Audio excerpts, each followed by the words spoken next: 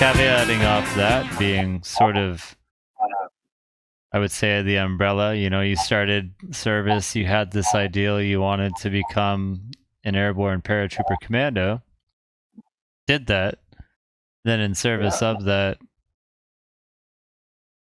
stuff happened, Uh, and they just Well, yeah, what happened was they destroyed us. They not just me, but thousands of us. They they, right, they outright destroyed us.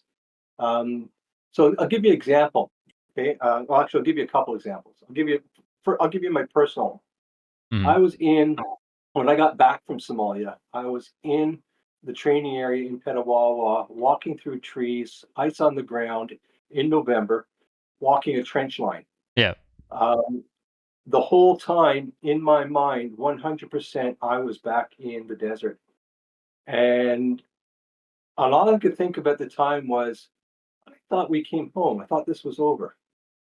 And when I mm, got to the end of the trench line, I came to and I went, oh, fuck, what was that? You know, like just complete alternate reality and no control on it. And that happened multiple times under different conditions. And even now, like this summer, um, I have super sensitive sensitivities to different drugs.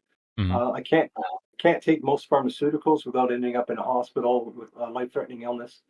Um, and like even like I use psilocybin. I microdose every 2 weeks because that helps keep my brain focused. right, Then I use cannabis to get to sleep at night. right, Um, but I was trying a new oil, and I did really well on it for 3 days. I was getting all the extra sleep I wanted. On the fourth day, I ended up wandering around the room, falling over, completely out of it. My wife said I was not home. My pupils were pinpoint. Had no muscle control, nothing. It was just oblivious and gone for 5 hours. mhm, Scared the crap out of her, and that's 31 years later, right? yeah, So that's one example. Here's the worst case scenario, and this is actual story is true. One of the guys, a U.S. Marine, mhm, impaled his head with a bayonet multiple times to try and stop what was going on in his brain. So if you can imagine the pain of not just impaling a bayonet in your head once, but multiple times, yeah, right? and You to be know, able to get through the self-protective barrier, which is yeah, massive, that proves and it that, right there that the psyche's just been yeah, shattered. and that's what this drug does. And unfortunately, it's on the market still and still being used. It is the drug of choice for most practitioners. If you ever go into a malaria-prone area, that's what they're going to prescribe. Huh. Really? Yeah, we are finding more and more civilians who are coming to us because we're so vocal and organized. They're coming to us for solutions now. Hmm.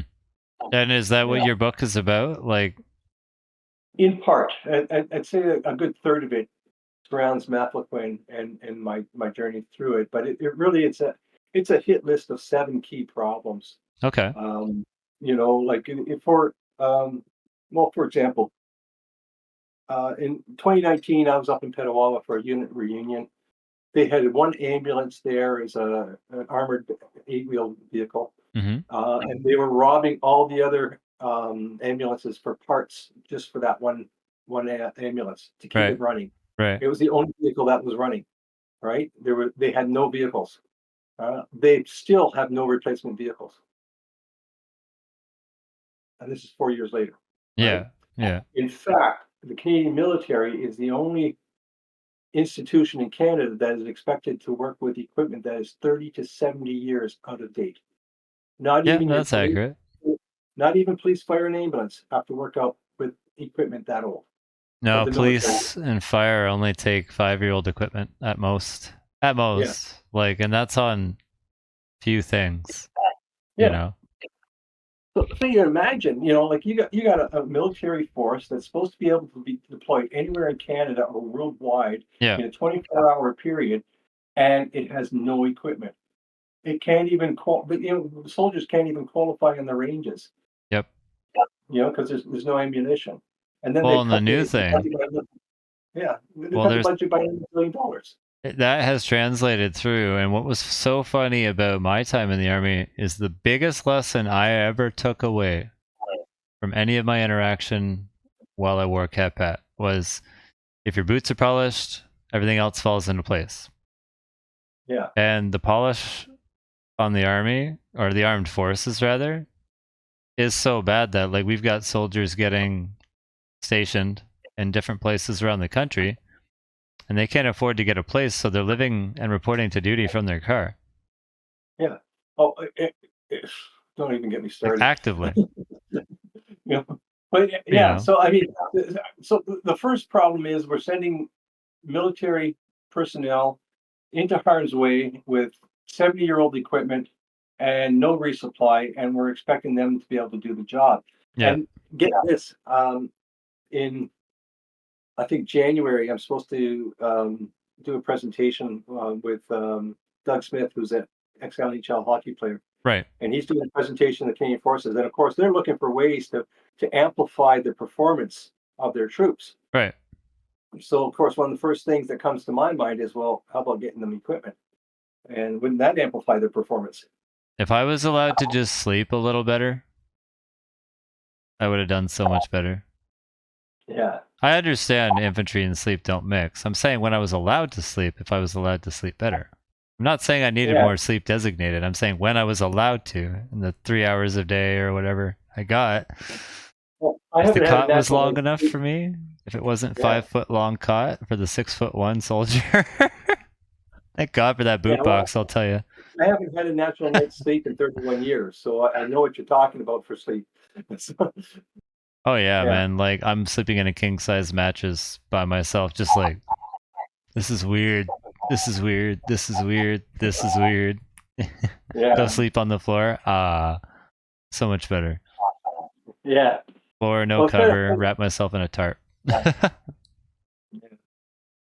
so I guess the next part of the book comes down to I guess it would be a combination of divisional reportings, not properly medically diagnosing, and interference with proper investigation and reporting of injuries. Hmm, It becomes the next one. So in the military, yeah, there's what is referred to as divisional reporting, right. right? So divisional reporting is an absolute necessity from a command perspective. I mean, if you're a guy in charge, you have to know the capabilities of every man and woman Yeah. under your charge, and whether or not they can do the job that you're asking of them, you name it, right? Yeah. Yeah. So, 100%. so it has to happen. The problem is, if you do something like sexual harassment, for example, right? It's not a trained, licensed investigator that investigates. It's the duty officer, Yep. and what skills and what qualifications do they have? And even, like from the medical perspective, when you're dealing with methylquin, for example, they downplayed this and dismissed it so much that 31 years after the fact, and I still walk into a doctor's office, they have no idea what I'm talking about when I tell them I have encephalopathy of the brainstem. Right. And it's like I can prove it, but they can't comprehend it. Yep. It took me 3 years with a nephrologist to finally get him to the point where he said, part of this problem that you're having may actually be due to this neurotoxin because nothing seems to be working to fix it. And it's like, thank you. Right. Right? I've only That been means saying a that for lot. 20 years, but hey.